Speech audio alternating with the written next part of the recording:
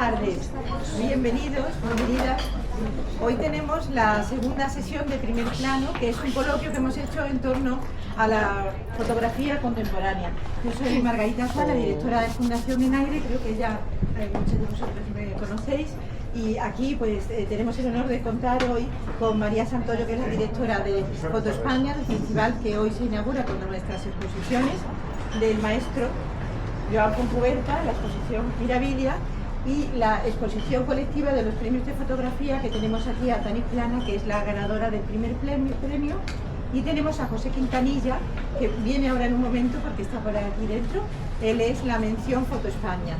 Entonces ya os dejo con María, que ella es la persona encargada de moderar este debate para que nos acerquemos un poco a ellos antes de entrar a ver sus exposiciones a las 7:30. Bueno, muchísimas gracias. ¿Esto funciona?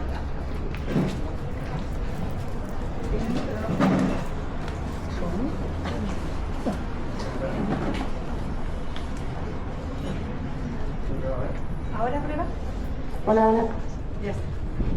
Bueno, muchísimas gracias. Estar aquí recibiendo este sol frontal y occipital, en vuestro caso, demuestra que sois amantes de la fotografía, cuanto menos, así que gracias por estar aquí convocados. Muchísimas gracias, Joan, por acompañarnos. Estamos deseando entrar en la exposición, la verdad, yo creo que todos también estamos viniendo con muchas ganas por ello.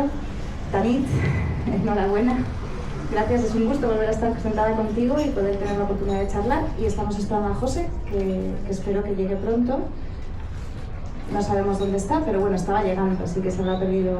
Igual está todavía con la emoción del premio. Es la mención Foto España de los premios Enaire de este año. Gracias a Enaire, a Naves de Gamazo, por organizar este debate, que voy a esencializar muchísimo para que cuanto antes podamos entrar a ver las exposiciones y fresquitos. Y ya que estoy bien rodeada de dos personas que además se conocen bien, por otra parte, que yo sé que tenéis trayectoria común, pues bueno, voy a iniciar este pequeño coloquio también para poder dar contexto, situaros frente a lo que vamos a ver. Como os ha dicho Margarita, en el caso de Joan ha recibido el prestigioso premio Trayectoria, que un premio Trayectoria en el caso de Joan hay que considerar como un premio en absoluto de cierre, sino más bien de constatación de continuidad y más bien de recomienzo, como veremos en la exposición de ahora. Todo lo que yo he podido descubrir y algunas cosas que tendré por descubrir dan cuenta de la conexión que tiene Joan con las inquietudes, con la curiosidad por el medio, desde un punto de vista teórico, desde el punto de vista de qué significado puede tener la imagen en la sociedad que nos rodea, por los cambios de esa sociedad a lo largo de una vida, de una trayectoria extensa, y de cuál puede ser el significado de la imagen en cada una de esas etapas. Ahora estás experimentando con inteligencia artificial y yo creo que eso es algo que también tenéis en común.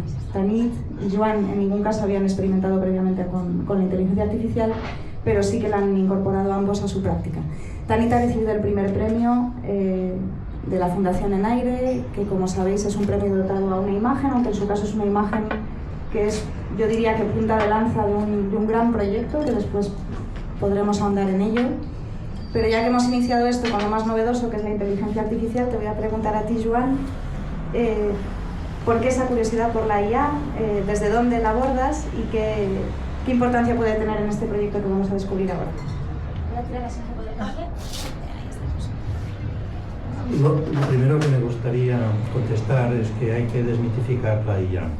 Es decir, esta no es una exposición sobre inteligencia artificial, es una exposición sobre muchas cosas donde uno de los recursos empleados es la inteligencia artificial, pero hay muchos otros, ¿no? Es decir, no hagamos de la IA protagonista, porque no es más que un instrumento, es una herramienta. Entonces la herramienta nunca debe ser el centro del debate.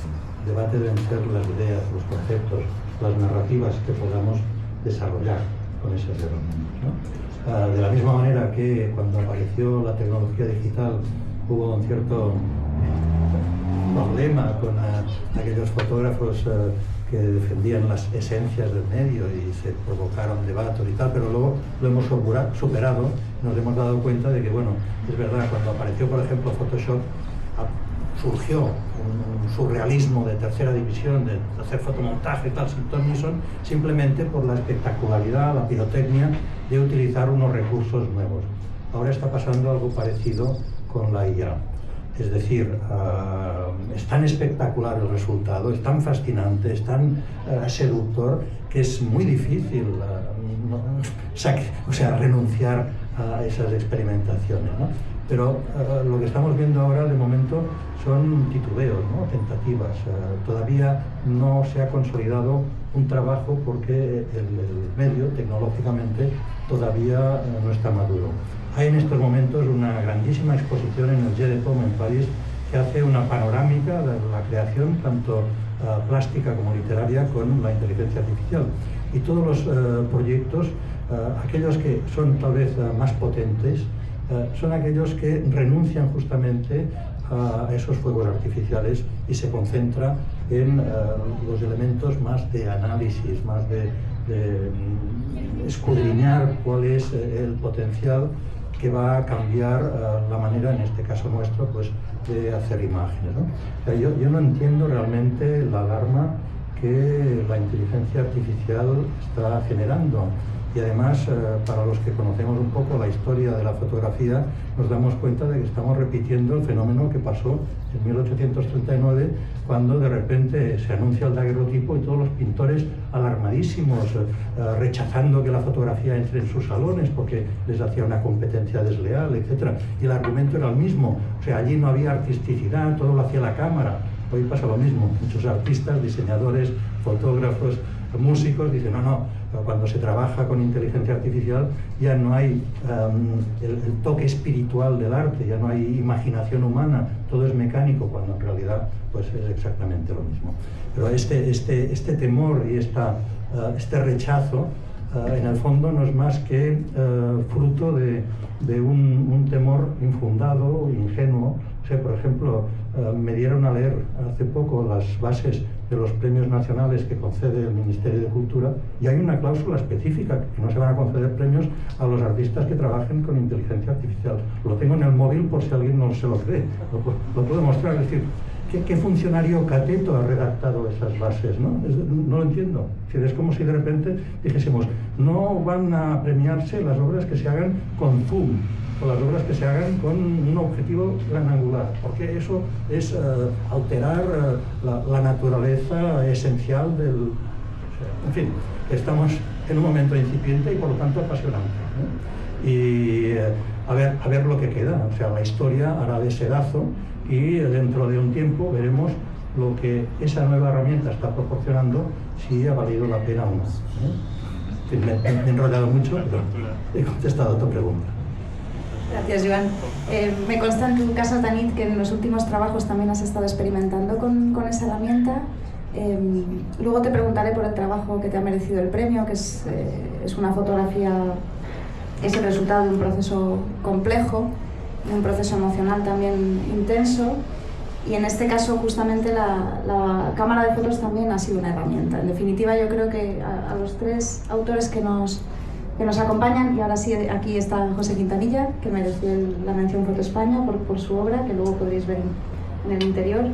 A los tres os une desde prácticas muy distintas y desde momentos, ¿no?, de abordaje muy distintos, el poder extraer la mayor capacidad a la herramienta fotográfica para suscitar en las personas que contemplan vuestro trabajo una respuesta. En el caso de Joan, a veces puede ser una respuesta que tiene que ver con un cierto pensamiento crítico, a través del sentido del humor, a través de la ironía. Puede ser algo que nos interpele, que nos confunda y desde ahí pueda suscitarnos una reflexión. También una reflexión un poco más amplia sobre, como decía antes, el sentido de la imagen. En el caso de Tanit, esas imágenes nos hacen conectar con realidades que a veces están ocultas a través de una representación y del uso de la cámara fotográfica como herramienta de representación del otro, pero no tanto como retrato, sino casi diría como encarnación, ¿no? Hay un proceso de co-creación y colaborativo que traslucen imágenes que, pese a ser impactantes, a veces difíciles también, pero en cierto sentido también nos interpelan desde el lado de una cierta emoción. Y en tu caso, José, la cámara fotográfica que utilizas además apelando antes Joan hablaba del daguerrotipo, ¿no? De estos procesos antiguos que a ti te fascinan. Tú además de fotógrafo con una trayectoria muy amplia, eres laboratorista y has sido ayudante de muchos artistas también, de muchos fotógrafos. La propia práctica y la técnica fotográfica te interesa y eres capaz de extraer en esas técnicas y utilizando deliberadamente la fotografía analógica en este caso, es decir, que tenemos un caso de un fotógrafo que empezó en la pura era analógica, que ahora está experimentando con inteligencia artificial, y un fotógrafo de esa época de transición que ha optado claramente por el analógico. Entonces yo te quería preguntar a ti, Tanit, en este caso, muy brevemente a ti, ¿qué significa para ti la herramienta fotográfica, la cámara? Joan nos habla de ese dispositivo que uno puede explorar, tecnológico, pero en tu caso, ¿cómo consideras a la cámara? Bueno, la cámara no pienso demasiado en ella. Para mí lo fotográfico es la posibilidad de encontrarme con el otro o la otra. Es decir, para mí lo fotográfico es abrir un espacio político, un espacio público, porque desde el momento en el que siento y planto mi cámara, se abre un espacio de encuentro. Y a mí eso es lo que me emociona, es decir, como dispositivo relacional, como en este momento, ¿no?, en el que nos cuesta salir de esta burbuja, ¿no?, de estar scrolleando, tumbadas en nuestro sofá, que nos vamos aislando y fragmentando, justamente tiene mucho más sentido. Es decir, yo también empecé hace 2 milenios, ¿no?, pero ahora plantar cámara y entender que ese espacio que se abre es de escucha, de transformación y también de amor, en el sentido de observar, escuchar, ser capaz de ser transformada por lo que te explique. Y ya no tanto explicar únicamente, sino el compartir ese momento, para mí genera unas imágenes, es decir, los procesos, este tipo de procesos que en Stress Position, que es esta pieza que veréis hoy, es claramente el rastro de todo este tiempo compartido, y me interesa también entender la imagen justamente mucho más allá de lo que hay en esas 2 dimensiones en las que hay un cuerpo y una pared. Entonces, no es tanto la cámara como lo fotográfico lo que me interesa, que nos une, básicamente. José, y en tu caso, explícanos también el porqué de la elección de la cámara de placas. Tiene mucho que ver además con el tipo de imagen que podemos ver aquí, que ha resultado premiada, y con tu práctica reciente, además en un contacto muy, muy concreto con el paisaje, con nuestro entorno natural, y desde una posición también un poco reivindicativa, ¿no?, de la vulnerabilidad de este paisaje. Pero en tu caso, ¿por qué escogiste justamente una cámara que apelaba a una tecnología anterior? Bueno, buenas tardes a todos. A ver, yo, como sabéis los que me conocéis, yo tengo una dualidad en mi vida. ¿Vale? Por un lado soy fotógrafo, pero por otro lado soy laborante, es decir, tengo un laboratorio donde trabajo para otros fotógrafos, otros artistas, y que les ayudo a llevar su trabajo a materializar su trabajo, ¿no? Entonces, para mí era importante contar con un medio que fuera como muy pausado, ¿no? Por eso yo recurro a trabajar con cámaras de formato medio, con películas, porque eso me permite elaborar mi trabajo de una manera lenta. Yo, como mi trabajo habitual es trabajar para otros artistas, para otros fotógrafos, y es un trabajo como muy estresante porque siempre trabajo en contrarreloj, preparando exposiciones, preparando todos los trabajos. De hecho, lo que vais a ver esta tarde, aquí muchas de las fotografías están hechas en mi laboratorio.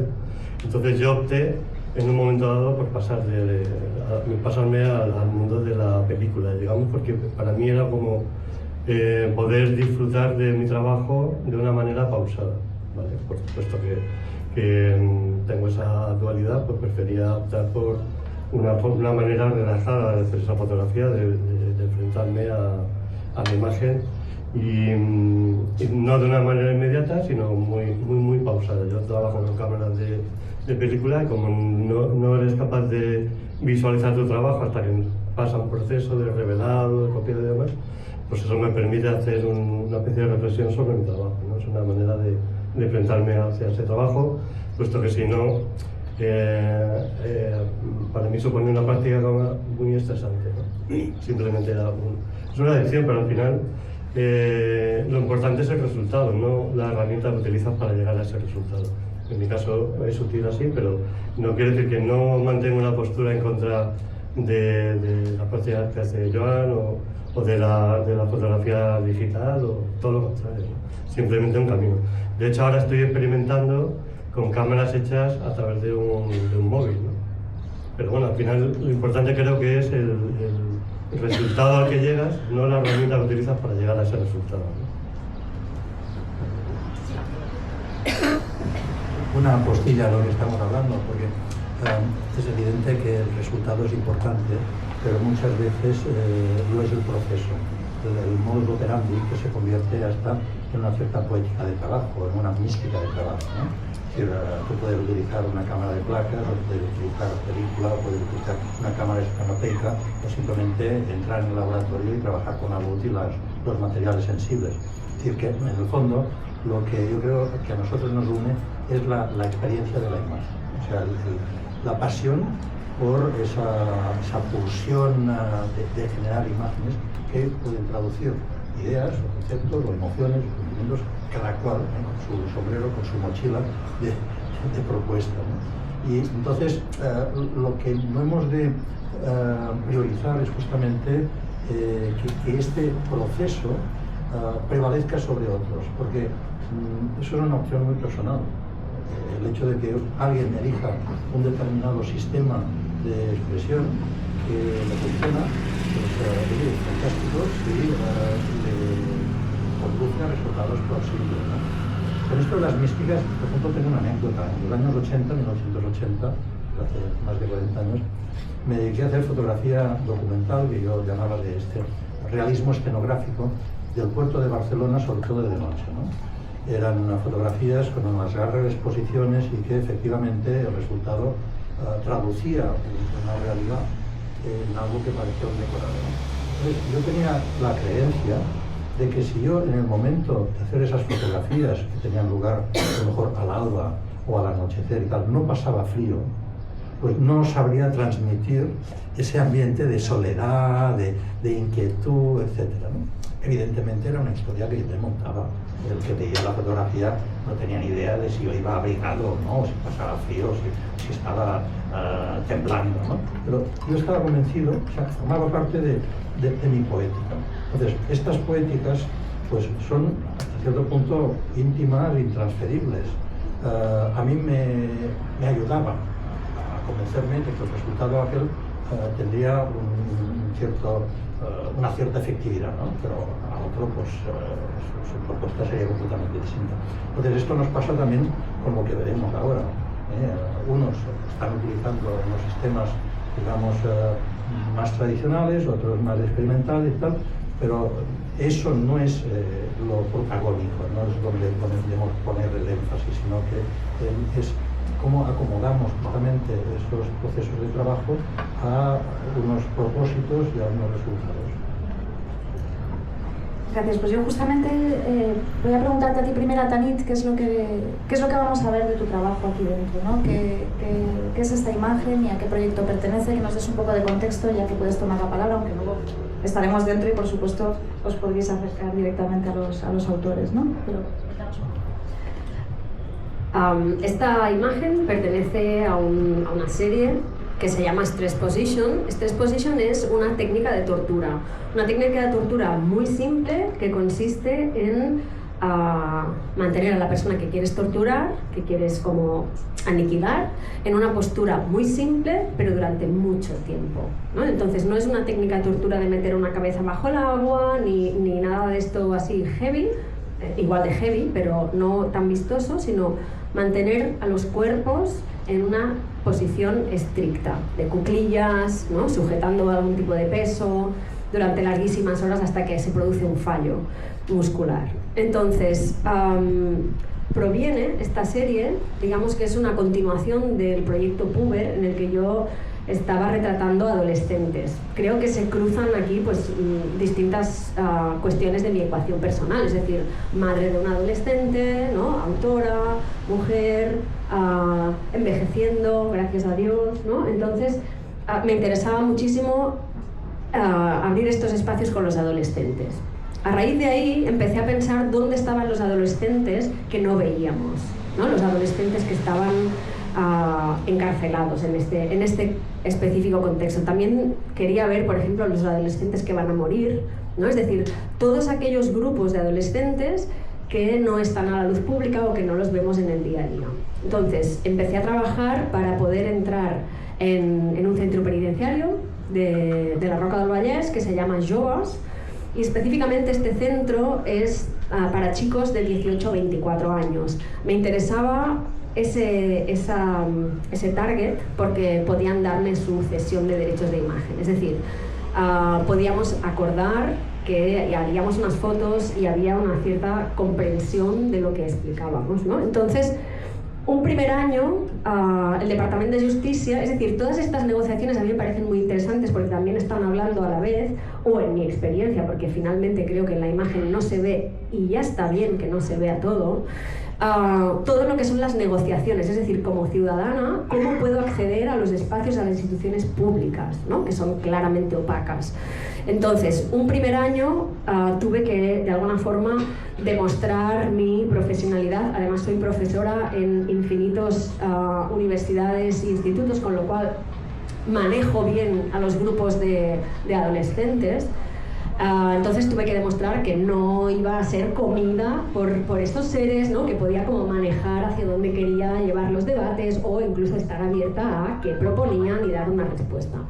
Ese primer año fue bien desde el departamento, vieron que salían cosas potentes y que era interesante lo que estaba pasando, pero trabajamos en grupo, es decir, me pusieron con un grupo de 15 tíos. Eso era una leonera indomable, porque no conseguíamos ningún tipo de intimidad, ¿no? Entre ellos querían todo el rato como demostrar quién era el más chulo, el más violento. Entonces estuvo bien, pero ese no era mi objetivo. Entonces durante un segundo año pedí explícitamente poderme entrevistar con todos. Entrevistar no es la palabra, sino quería conversar con todos aquellos chicos que quisieran cerrarse conmigo en un pequeño despachito. Podía entrar en todos los módulos y me concedieron este permiso. Entonces estuve durante 4 meses básicamente escuchando relatos. Este silencio es porque durante 4 meses escuchar los relatos en una habitación pequeñita donde te cierran por fuera, con todas las barreras que has tenido que pasar, bueno, es una situación compleja de sostener, pero a la vez profundamente necesaria recogerla, sostenerla, intercambiarla y de alguna forma elaborar alguna cuestión con eso.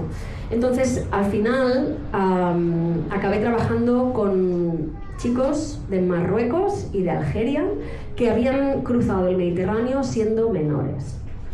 Eso significaba que cuando me contaban cómo se metían debajo de un camión o cómo se metían en una patera o cómo subían, sabían qué barco querían coger para ir de Casablanca a Marsella los viernes y se ponían el nombre y el teléfono de su madre en el pecho por si morían, ¿no? Todas estas, como situándote en todas estas tesituras, me di cuenta de que no sabía, no había visto y quería ver cómo esos cuerpos eran brutalizados por el sistema, un sistema que no contempla estas situaciones y no da salida. Entonces les propuse, después de mucho tiempo, ya quiero decir que pasas tantas horas que acabas casi estableciendo una especie de vínculo, ¿no?